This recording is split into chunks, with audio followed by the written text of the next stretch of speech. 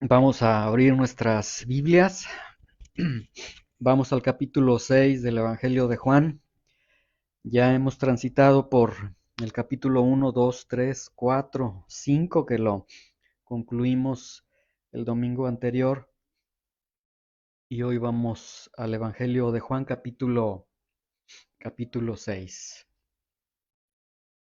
Juan capítulo 6, del versículo 1 al versículo 15. Evangelio de Juan, capítulo 6. Hoy vamos a iniciar un nuevo capítulo y vamos a dar lectura, por favor, del versículo 1 al versículo 15. Son 15 versículos. Realmente lo narrado aquí es muy sencillo de comprender y vamos a leer. Y mientras estamos leyendo, voy a pedirles que vayan imaginando esta escena, lo que está sucediendo en sus mentes. Dice, después de esto, Jesús fue al otro lado del mar de Galilea, el de Tiberias, y le seguía gran multitud porque veían las señales que hacía en los enfermos. Entonces subió Jesús a un monte y se sentó allí con sus discípulos. Y estaba cerca la Pascua, la fiesta de los judíos. Cuando alzó Jesús los ojos y vio que había venido a él gran multitud, dijo a Felipe, ¿de dónde compraremos pan para que coman estos?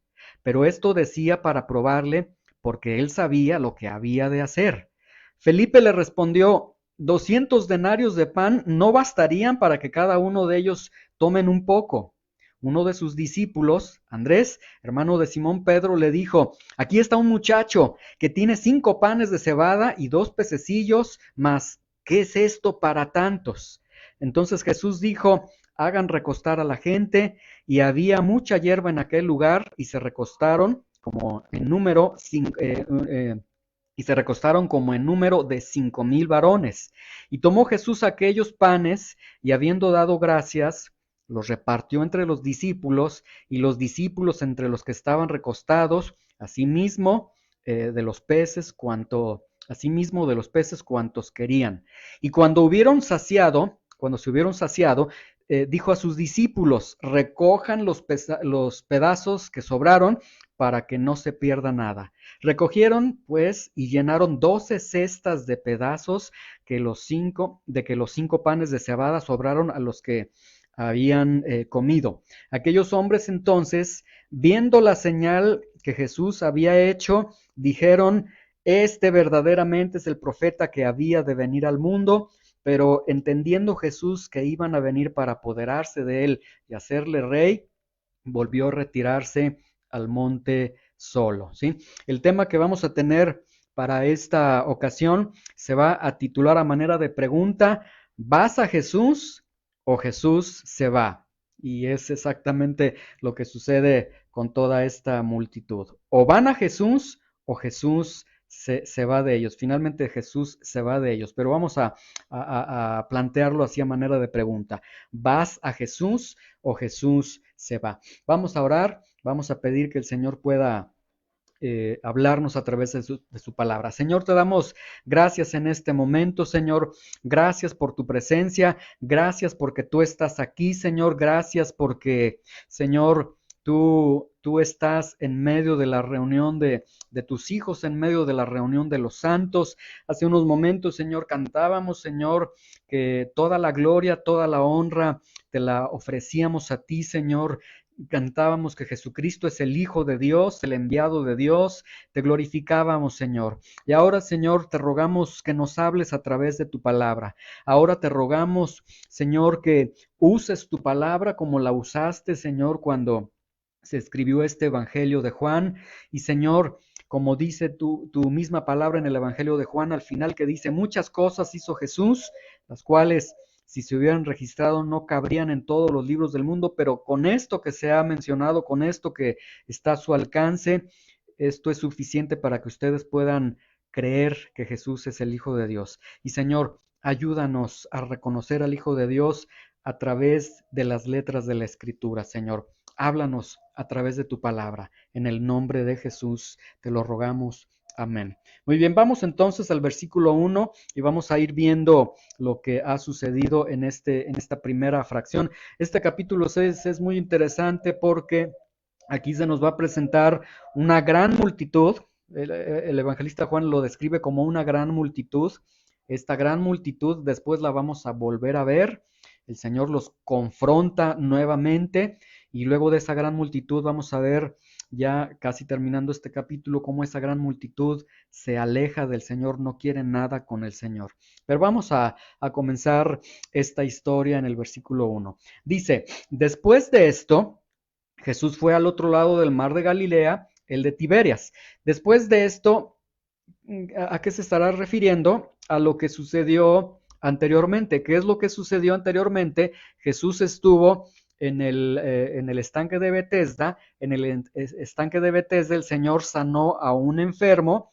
A partir de esa sanidad que el Señor hace y que el Señor le efectuó en un día de reposo, vienen los judíos, se entiende, líderes religiosos, vienen, atacan a Jesús, ¿por qué? Porque Jesús se decía decían, tú te haces igual a Dios, tú dices que eres Dios, ¿y quién te crees para que quebrantes el día de reposo? El problema no fue tanto que sanó a una persona, sino el problema es por qué lo hiciste en el solemne día de reposo. Y Jesús comienza a darles respuesta que fue lo que vimos en las enseñanzas de los domingos anteriores, las dos enseñanzas anteriores. Entonces, después de esto es a lo que se refiere. Entonces, una vez que termina este ataque contra Jesús y Jesús les da respuesta, dice, Jesús fue al otro lado del mar de Galilea, el de Tiberias. Aquí Juan el Evangelista está identificando, se refiere al mar de Galilea, pero realmente se está refiriendo al lago de Tiberias. Este lago se llamó primero lago de Genezaret, luego lago de Galilea y finalmente lago de Tiberias. Entonces el Señor se va a ese lago. Versículo 2, vean, dice, y le seguía gran multitud.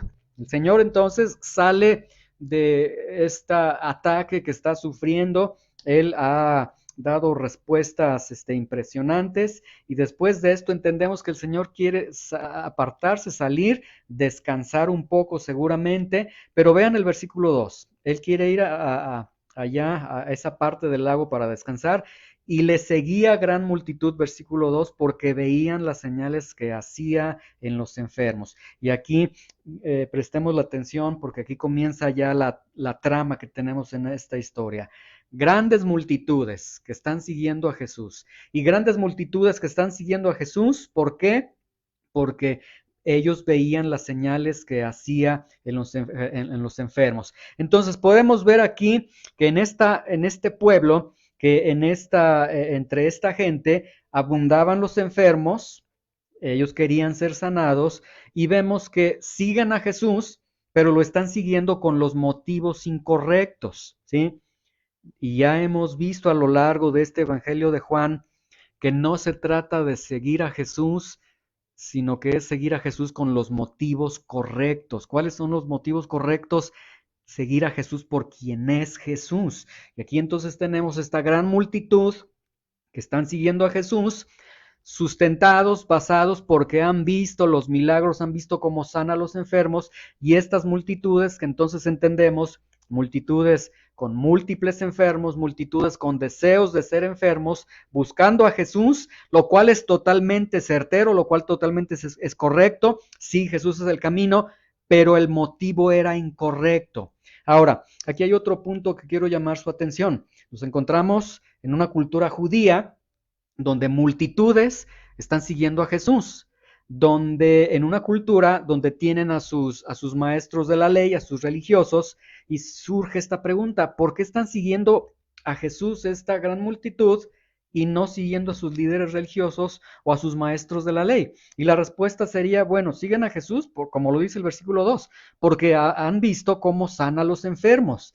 Y número 2, porque los líderes religiosos ya no estaban satisfaciendo al pueblo. porque lo que ellos daban al pueblo ya no satisfacía la necesidad de ellos, y ellos están en necesidad de buscar a alguien, y en este caso están buscando a Jesús, pero insisto, lo están buscando con los motivos incorrectos. Vamos al versículo 3.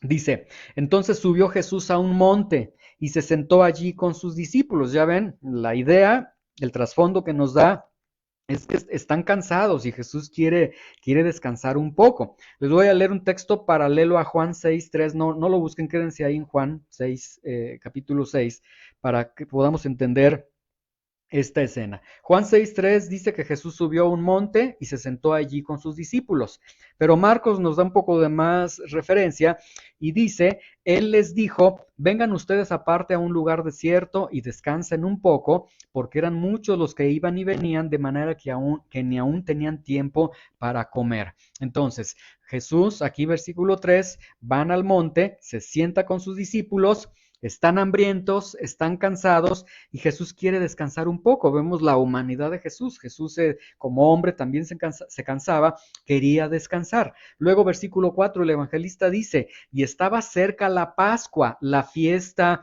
de los judíos, esta fiesta nacional de los judíos, esta fiesta que ya hemos considerado en algunas enseñanzas del Evangelio de Juan, que algunos historiadores dicen que hasta 1 millón de personas atiborraban toda la ciudad. Entonces Jesús quiere descansar y Juan el evangelista nos recuerda, pero ya estaba próxima la fiesta de los judíos, lo cual significaría mucho movimiento. Sus discípulos quieren descansar por un momento, es decir, el descanso no va a ser posible para ellos. Luego veamos Juan 6:5. Dice, cuando alzó Jesús los ojos y vio que había venido a él gran multitud, es decir, Jesús ve esas muchedumbres que están acercándose a él.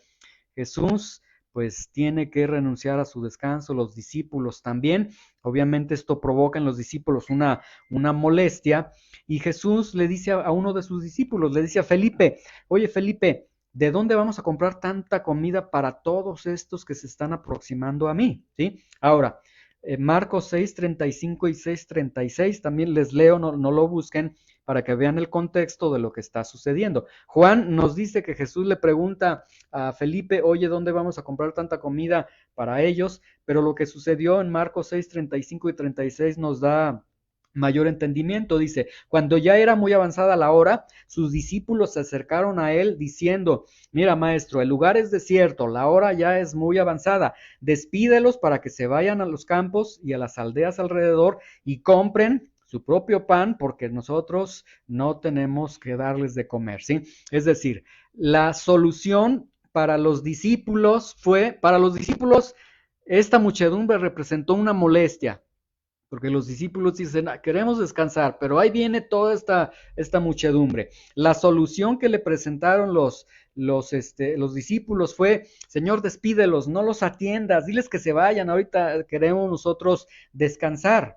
Pero veamos cómo una multitud que está siguiendo a Jesús con motivos equivocados, Jesús sí se preocupa por sus necesidades y le dice a Felipe, oye Felipe, tenemos un problema, ¿cómo les vamos a dar de comer a ellos? ¿Sí? Ahora vean el versículo 6, dice, pero esto decía para probarle, porque él sabía 200 denarios, dice 200 denarios de pan no bastaría para que cada uno de ellos tome un poco.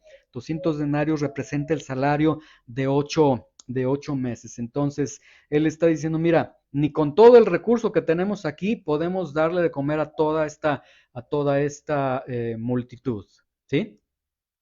Ahora, veamos el versículo 8 y 9. Uno de sus discípulos, Andrés, hermano de Simón Pedro, aquí está un muchacho.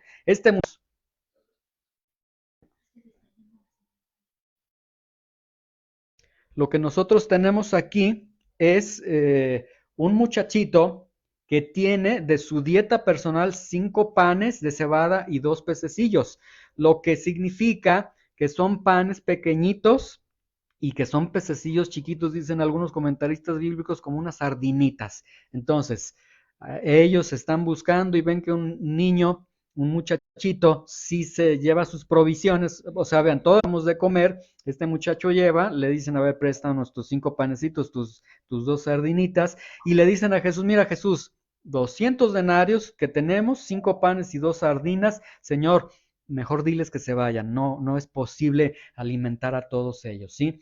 Pero, a ver, ¿dónde habían estado ellos lo último en donde ellos estuvieron, dónde fue? En el estanque de Betesda. ¿Qué sucedió en el estanque de Betesda? ¿Qué hizo Jesús ahí? ¿Alguien se acuerda? Sanó al enfermo, que tenía muchos años de enfermo, y ahora, ante esta situación, ellos se les está olvidando lo que ya había sucedido. Ahora, versículo 10, Juan 6:10. Entonces Jesús dijo, a ver, Felipe, los discípulos están diciendo, mira, solamente tenemos 200 denarios, solamente 5 panecitos, 2 pececitos, Señor, es imposible que se vayan. Y Jesús les dice, hagan recostar a la gente. Y había mucha hierba en aquel lugar y se recostaron como en número de 5,000 varones. Ahora, cuando ellos entonces reciben la orden, hagan que se recuesten, ellos van con las personas, recuéstense por favor, recuéstense, y comienzan a dar la instrucción de que se recuesten. Ahora, para ellos en su cultura, cuando escuchan la palabra recostarse significa para ellos prepararse para comer, porque es la posición normal para comer. Entonces, vean, 5,000 hombres se están recostando, sin contar hombres y mujeres, lo que nos daría un aproximado de 20,000 personas en total. Y entonces están dando la instrucción los discípulos aquí, que habrá las personas que pensarían cuando les dijeron recuéstense, pues ellos pensaron, nos van a dar de comer, vamos a comer ahorita. ¿Qué estarían pensando los discípulos? No sé qué estarían pensando ellos, porque ellos diciendo, ¿para qué los estamos colocando en nuestra cultura? ¿Para qué les digo que se sienten a la mesa si no tenemos comida? Ellos estaban con esta zozobra de qué iba a suceder. Pero ¿qué es lo que sucedió? Versículo 11. Y tomó Jesús aquellos panes, esos 5 panecitos, y habiendo dado gracias, los repartió entre los discípulos, y los discípulos entre los que estaban recostados. Asimismo, tomó los peces y les dio cuanto querían, ¿sí? Entonces Jesús toma lo poquito que tenían, 5 panes, 2 pececitos contra 20,000 personas, y Jesús da gracias por esa comida. Y yo creo que esa fue una oración impresionante, porque ¿qué era lo que Jesús tenía en sus manos? 5 panes y 2 pececillos. Y si Jesús dio gracias, entonces Jesús forzosamente tuvo que haber dicho, Señor, te doy gracias por estos 5 panes y por estos 2 pececillos. O sea, le dio mucho, ¿sí? Entonces Jesús les ordena, ora por estos alimentos, comienza a repartir los alimentos. Los discípulos toman esos alimentos, reparten, vuelven con Jesús, reparten, y se empieza a hacer una repartición entre ellos, y ahí dice la Biblia que comieron cuanto quisieron, lo que significa panes y estos pececillos. Él multiplicó pececillos, no peces grandes, lo cual significa que aproximadamente esta multiplicación estuvo por 40,000 pececillos, o sea, de 2 sardinitas que tenían, se multiplica hasta 40,000, porque comieron hasta saciarse, comieron todo lo que querían, ¿sí? Ahora, mucha atención con este milagro, ¿sí? Ellos comieron de la mano directamente de Jesús, comieron a partir de un verdadero milagro, pero lo triste que tenemos aquí en esta narración y a lo largo de este desarrollo de esta historia es que no vieron, sí vieron los panes, sí vieron los pececillos, pero no vieron al Hijo de Dios, dejaron de ver a Jesús, no lograron verlo. Ahora vean el versículo 12, lo cual ya nos está dejando ver lo malo en sus corazones. Dice, y cuando se hubieron saciado, lo cual implica que no comieron un pececillo, quizás comieron más de 2 pececillos cada persona de los 20,000 que aproximadamente estaban ahí reunidos. Cuando se hubieron saciado, dijo a sus discípulos, recojan los pedazos que sobraron para que no se pierda nada. Y aquí podemos nosotros entender varios aspectos. El primer punto es que ellos comieron directamente de la bendición de Dios. y aprendemos algo muy importante. Las bendiciones de Dios no se deben desperdiciar, ¿sí? Porque Jesús dice, recojan los pedazos que sobraron para que no se pierda nada. Y aquí la reflexión que nosotros podemos tener es que Dios nos bendice cada día con un nuevo día, con una nueva oportunidad de trabajo, con comida en nuestras mesas. Pero esas bendiciones que nosotros tenemos día a día, día a día, nos hacen ser como toda esta multitud que empezamos a desperdiciar las bendiciones de Dios tanto que se tienen que guardar en cestas para que no se pierda nada, ¿sí? Y aquí podemos preguntarnos, ¿somos conscientes de las bendiciones de Dios en nuestras vidas? ¿Somos conscientes de que el día de hoy cuando abrimos nuestros ojos hay muchas personas que ya no abrieron sus ojos, que ya el Señor les quitó la vida a lo largo de la madrugada, que están en un hospital, que están sufriendo? ¿Somos conscientes de que cuando abrimos los ojos fuimos dichosos, fuimos bienaventurados porque nos dio la vida? Agradecemos esas bendiciones que Dios nos da. Y la pregunta, yo creo que al igual que ellos, esas bendiciones que Dios nos da, nos dejan ver que vienen de la mano de Dios, o igual que ellos, nomás no las comemos y ya lo que no queremos lo comenzamos a desperdiciar. Ahora, yo quiero que vean aquí, dice el versículo 13, recogieron pues y llenaron 12 cestas de pedazos, vean, 12 cestas de pedazos que de los 5 panes de cebada sobraron a los que habían comido.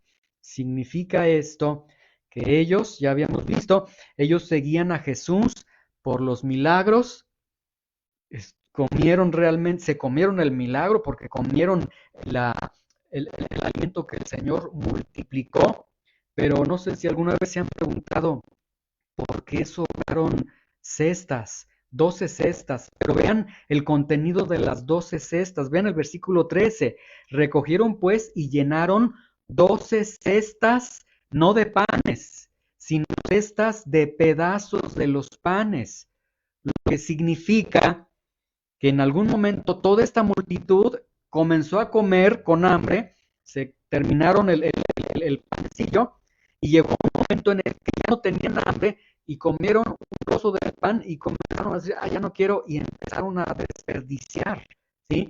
Y aquí entonces vemos que llega un momento en el que ellos entonces se sintieron merecedores o sintieron que Jesús tenía la obligación de alimentarlos y no valoraron el pan que tenían, es decir, ya no tenían hambre. ¿Para qué tomaban otro pan? ¿Para qué mordían? ¿Para qué tomaban un pedazo del pan si ya su hambre estaba satisfecha? Y esto nos deja ver que entonces esta multitud era realmente una multitud. Aquí tenemos a Jesús que satisface nuestras necesidades. Tenemos, mira, Él, pues ¿para qué necesitamos ir a trabajar? Él con que bendiga los alimentos, con que dé gracias por los alimentos, multiplica los alimentos, ¿no? Aquí con Él están satisfechas todas nuestras necesidades. Y a partir de ahí surge este falso Jesús que se anuncia. Ven a Jesús y todos tus problemas se van a quitar. Ven a Jesús, vas a ser feliz. Ven a Jesús y Él te va a proveer lo que tú necesitas, etcétera. Tantas cosas. Y esto fue muy grave porque esta actitud egoísta que ellos tuvieron, vean el versículo 14. Aquellos hombres entonces, viendo la señal que Jesús había hecho, es decir, no son inocentes ante Dios porque ellos se percataron, esto viene de la mano de Dios, esta alimentación es milagrosa, pero a partir de ese milagro, ellos dijeron, este verdaderamente es el profeta que había de venir al mundo.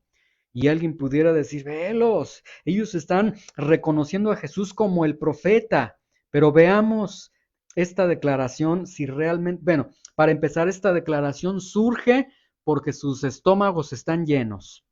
Surge porque han visto que Jesús ha alimentado a 20,000 personas aproximadamente. No surge de que están viendo a Jesús como quien realmente es Jesús. Ahora, Deuteronomio 18:15, se los leo, dice, profeta en medio de ti, estaba profetizado desde el Antiguo Testamento, en el libro de Moisés, profeta de en medio de ti, de tus hermanos como yo, te levantará el Señor, tu Dios, a él oirán.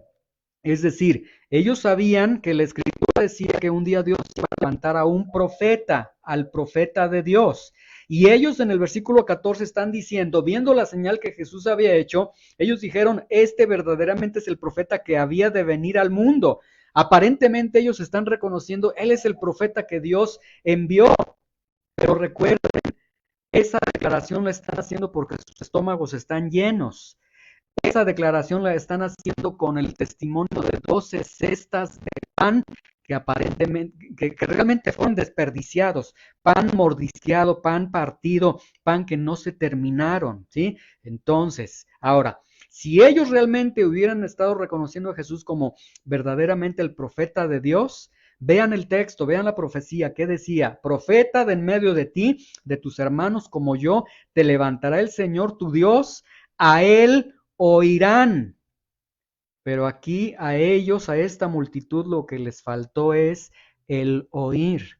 Este verdaderamente es el profeta que había de venir al mundo. Sí, lo están diciendo por los milagros que están viendo, no porque están oyendo a Jesús, lo que Jesús está diciendo de quién es Él. ¿Sí? Y esto entonces nos deja ver que aunque tú digas que Jesús es Dios, es decir, el problema es que muchos de nosotros sí decimos Jesús es Dios, no hay duda. O sea, el problema no es que no estamos ante que niegas la existencia de Dios, no. Sí reconoces a Jesús y sí dices Jesús es Dios, sí, pero lo estás diciendo con el estómago lleno en un sentido figurado. Es decir, lo dices con todas tus necesidades cubiertas, con las bendiciones que Dios te ha dado y lo dices al igual que la multitud. Y eso no significa creer en Él. Entonces, una profesión de fe sin saber realmente quién es Jesús es una profesión hueca, una profesión falsa. Eso no es fe. Una profesión de fe sin a Él lo oirán, es decir, sin obedecer a Jesús, sin reconocer quién es Jesús y obedecerlo a Él, no es fe. Y todo esto que se está dando aquí en Juan 6:14, toda esta proclamación que ellos están haciendo, no es fe. Aunque la diga la gran multitud, aunque estén citando la escritura del Antiguo Testamento, aunque están aparentemente reconociendo que Jesús es el profeta de Dios, no había fe. Ahora ven el versículo 15, y aquí en el versículo 15 Jesús en su omnisciencia nos descubre toda la malicia del corazón de esta multitud. Vean, toda esta multitud que había sido beneficiada con esta bendición de la alimentación, vean, dice, pero entendiendo Jesús que iban a venir para apoderarse de él, es decir, que lo iban a secuestrar, que lo iban a obligar y hacerle rey, volvió a retirarse al monte solo, ¿sí? Entonces aquí Jesús nos deja ver que ellos eran egoístas. Sí, ellos estaban siguiendo a Jesús, sí, ellos proclamaron que Jesús era el profeta de Dios, pero Jesús dice, ellos son falsos, son egoístas, ¿sí? Lo veían como el profeta de Dios según ellos, pero no lo veían como el Mesías. Intentaban hacerle rey para ellos, pero querían hacerle rey al que desde que nació, al que desde toda la eternidad era el rey de reyes. Entonces, ¿para qué hacerlo rey a quien ya era rey? ¿Sí? Ellos querían un rey para sus propios intereses, porque Jesús ve sus corazones y dice, si me quedo aquí, me van a tomar van a hacer toda un problema social aquí, un ruido social, me van a colocar como su rey, y colocarme como su rey significa que entonces yo voy a saciar su hambre todos los días que ellos quieran, que yo voy a hacer de su pueblo el pueblo por encima de todas las naciones otra vez, que voy a quitar el yugo de Roma, etcétera. Entonces ellos no querían someterse a Jesús, sino que ellos querían que Jesús se sometiera a ellos. ¿Y cuál fue la respuesta? Vean, al final es muy triste. Volvió a retirarse al monte él solo. Jesús se retiró, Jesús los dejó. Entonces, una multitud que vio milagros, una multitud que experimentó milagros y que, como les digo, se comieron el milagro, porque el milagro así en sus bocas, en sus dientes, se lo comieron.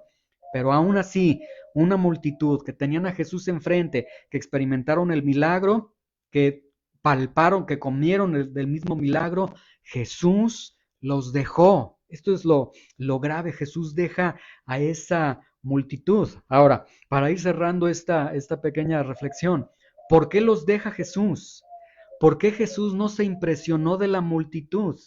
Y aquí vean, yo veo tres aspectos. Puedo resumir, sucedieron tres situaciones en esta narración. Número uno, eran los milagros la razón de que ellos lo seguían. Vean, no pierdan esto. Fue los milagros, las sanidades que Jesús había hecho, fueron los milagros la razón que ellos seguían a Jesús. Número dos, eran los milagros la razón que ellos lo declararon como el profeta de Dios. No hay otra razón.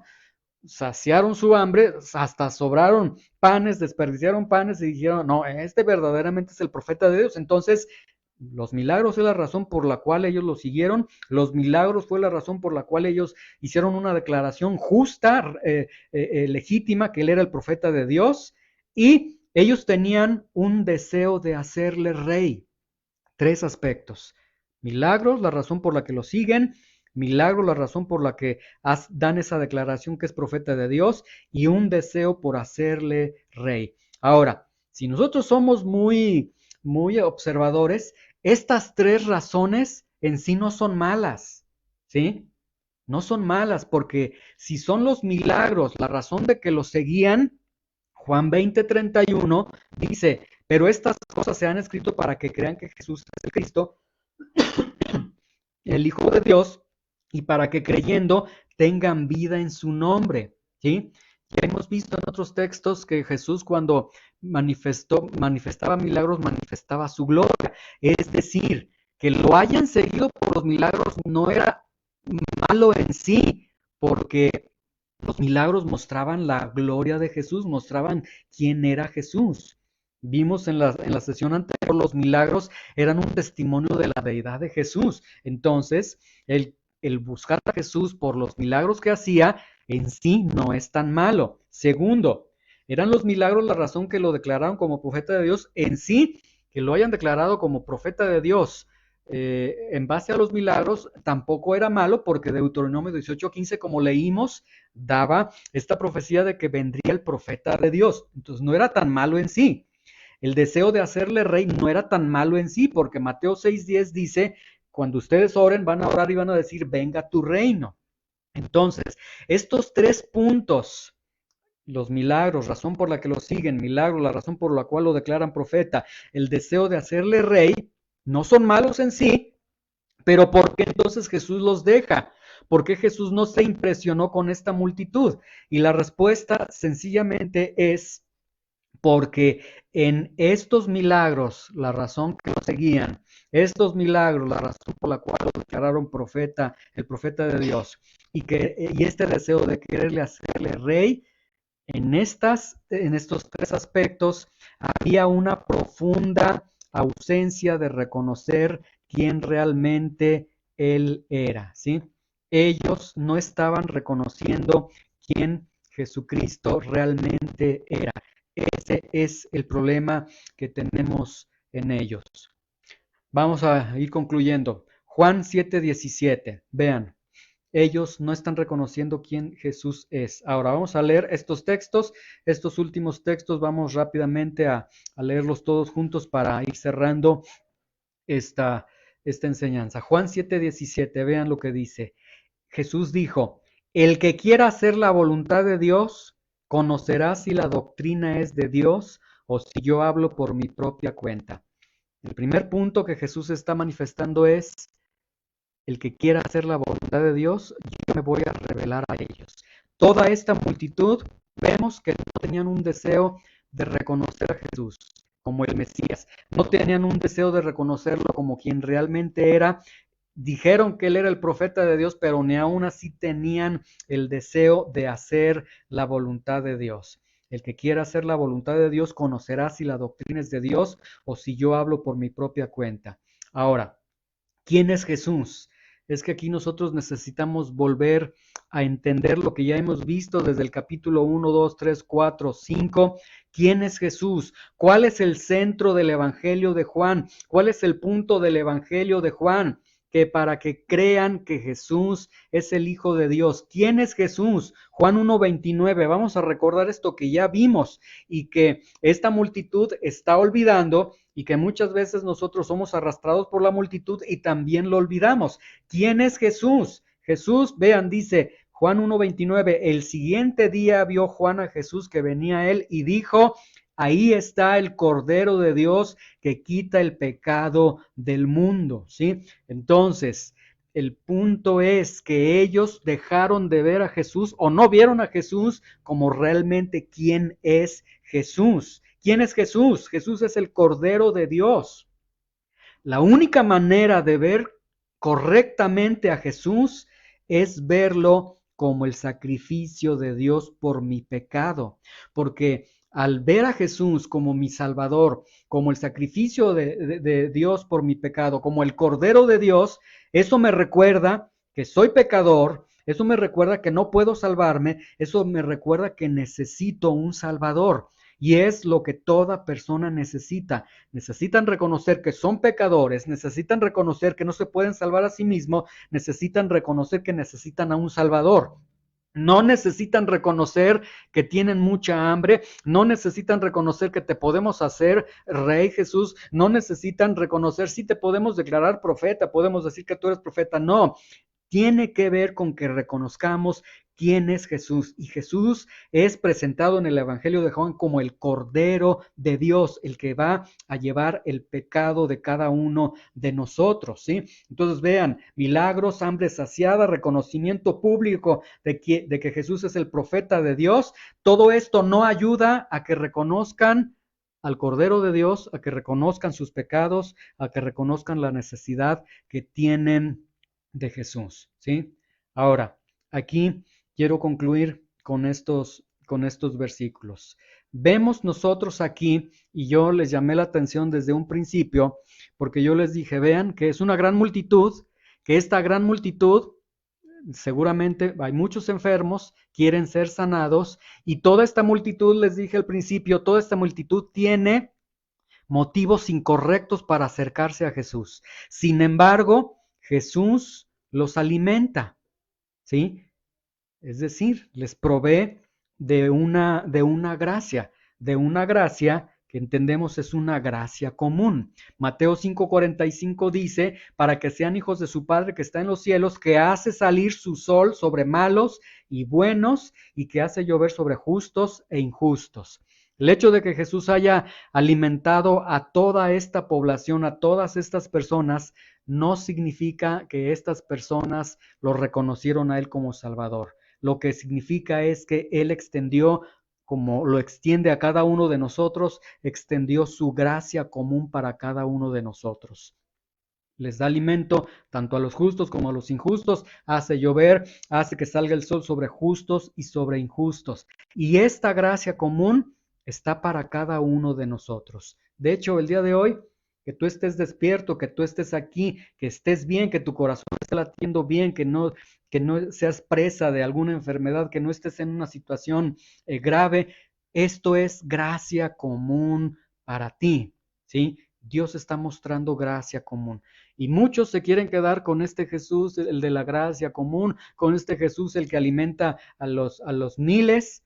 Pero veamos Romanos 1:18. Vamos rápidamente a Romanos 1:18. Sí, por un lado está la gracia común de Dios, está las bendiciones de Dios que salen para justos e injustos, pero por otro lado también está el Dios de la ira. Romanos 1:18.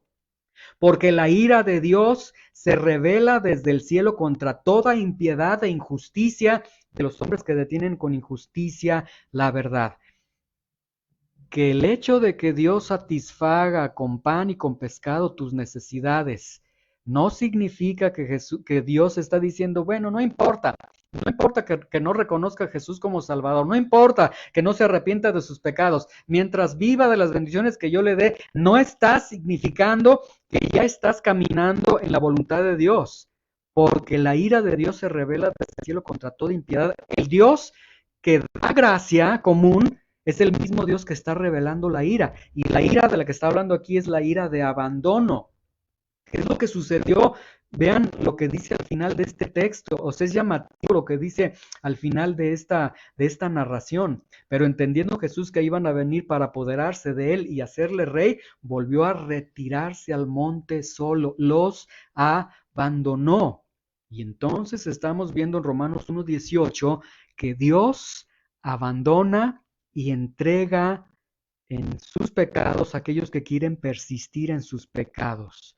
Y el pecado por el cual es condenado el hombre es porque no creen en el Hijo de Dios. Entonces, sí, por un lado esta narración nos está mostrando este Dios de gracia, de misericordia, que satisface mis necesidades, pero por otro lado nos está mostrando al Dios que abandona, al Dios que se retira, que los deja solos, que no entra en el juego de te vamos a hacer rey, te vamos a proclamar, te vamos a establecer las, las condiciones de cómo debes de reinar en nuestras vidas. Él los abandona. Y hablando de abandono, Romanos 1:18 nos presenta al Dios que abandona en pecados, en los deseos de las personas. Ahora, concluimos entonces con esta reflexión. Tenemos entonces a un Jesús, y aquí yo quiero que vean, y por eso necesitamos ir a la Biblia para ver plenamente a Jesús. Un Jesús que no se va a sorprender, que no lo vas a engañar, que no porque tú digas, sí, Jesús, yo amo a Jesús, como todo el mundo dice, sí, yo amo a Jesús, sí, yo a mi manera amo a Dios, etcétera. Jesús no se sorprende de eso, no lo cautiva, ay, él sí me está reconociendo, no. Tenemos a un Jesús, por un lado, que si bien suple de tus necesidades, que no te deja sin comer, pero es un Jesús que sí puede dejarte sin su presencia y alejarse y decir, mejor voy a regresar como esta narración, mejor me regreso a descansar porque no me están reconociendo como Dios. El Dios de la gracia común, el Dios de la ira que puede abandonarte en tus pecados. ¿Qué podemos hacer? ¿Qué sucedió con esta multitud? Esta multitud, desgraciadamente, no entendió y será la misma multitud que en siguientes versículos después quieren ir nuevamente con Jesús a que ahora, Señor, te exigimos que nos des de comer. Y Jesús, de hecho, les dice muy fuerte, les dice tragones, bebedores, los confronta con la verdad. Pero el punto para cada uno de nosotros es, ¿qué es lo que tenemos que hacer nosotros? Cada uno de nosotros, tú estás ante el Dios de la gracia común, ante el Dios que en este día te ha dado de su misericordia, que por su gracia tú estás vivo este día, pero el Dios que así como te bendice con ese pan y con ese pececillo, es el Dios que puede decirte, basta, te entrego a tus pecados, te quedas encarcelado en tus pecados porque no quieres creer en el Hijo de Dios, ¿sí? ¿Qué podemos hacer nosotros? Y concluimos con este texto, Hebreos 3:7, 3:8. Esto es lo que podemos hacer. Dice, por lo cual, como dice el Espíritu Santo, si oyes hoy su voz, y esto ha sido muy repetitivo casi en todas las enseñanzas del Evangelio de Juan. Si oyes hoy su voz, nuevamente, hoy está esta gracia de Dios, esta gracia especial de Dios. Hoy escucha, si estás oyendo la voz de Jesús, si estás oyendo al Señor, no endurezcas tu corazón. No salgas con que, pues que me alimente, que me dé, sí, pero yo no tengo pecado, no, yo porque me voy a arrepentir, no, yo porque esto. No endurezcas tu corazón como en la provocación en el día de la tentación en el desierto. Y si seguimos leyendo, donde Dios los entregó a un castigo. Concluimos entonces, ¿vas a Jesús o Jesús se va? ¿Qué es lo que está sucediendo en tu vida? Puedes ir a Jesús con las actitudes incorrectas y lo que va a suceder, como vemos en esta narración, Jesús se va a apartar de la multitud y se va a ir solo porque no lo están reconociendo. Y esto, quitemos de nuestros corazones, de nuestros pensamientos. Jesús no es un limosnero, no tiene que andarte diciendo, hoy nuevamente te vuelvo a hablar, no, hoy nuevamente te vuelvo a decir que soy el Salvador de tu alma. No, quitemos esa idea. Es Dios hecho carne diciéndote, aquí está el perdón de tus pecados, yo soy el Cordero de Dios, ven a mí. Entonces la respuesta es, no endurezcas tu corazón, no te hagas como la multitud, incluso multitud malagradecida que se siente merecedora de las bendiciones que Jesús les dio en ese momento. Reconoce quién es Jesús. Y para reconocer quién es Jesús, es reconocerlo como el Cordero de Dios, y eso implica reconocer que yo no me puedo acercar a ti, Señor, porque hay un pecado que me separa de ti y que no puedo, y Señor, ayúdame. Y Él viene y te restaura, te perdona y Él te concede de su salvación. Pero qué fácil es esto y qué difícil es, porque amamos nuestra vida de pecado y amando nuestra vida de pecado aborrecemos la luz de Jesús. Que Dios obre en nuestros corazones y que Dios en verdad nos libre de que Jesús se retire de nuestras vidas, que el Dios del abandono nos abandone a las concupiscencias de nuestros corazones. Eso sería totalmente terrible. Hoy está la voz de Jesús diciéndote, aquí estoy, ven a mí. Si oyes hoy su voz, no endurezcas tu corazón. Es mejor que le digas, sí, Señor, yo soy ese pecador, yo amo el pecado, yo no me he convertido, yo no puedo, etcétera, que vayas a Él. Es mejor a que en tu soberbia digas, en algún momento, Señor, hoy ese pedacito de pan nada más lo muerdo, pero échalo en las cestas, esas 12 cestas, ahí echa tus bendiciones, porque ya no las necesito. Que Dios nos guarde de una dureza de esa magnitud.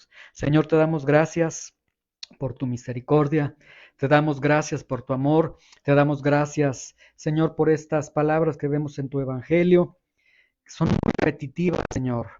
Yo creo que de los oyentes en algún momento más de uno han de decir, es que otra vez viene, es que otra vez viene lo mismo. Pues sí, nuevamente está la gracia, la misericordia de Jesús diciendo, necesitas ser salvado, yo soy el Salvador, Señor. Padre, usa tu palabra, Señor. Convence de pecado, Señor. Atrae con tu gracia irresistible a cada uno de aquellos que tú quieres salvar, Señor. A cada uno de aquellos, Señor, en los que se siembra esta semilla. Padre, te ruego que prosperes tu palabra en nuestros corazones. En el nombre de Jesús. Amén.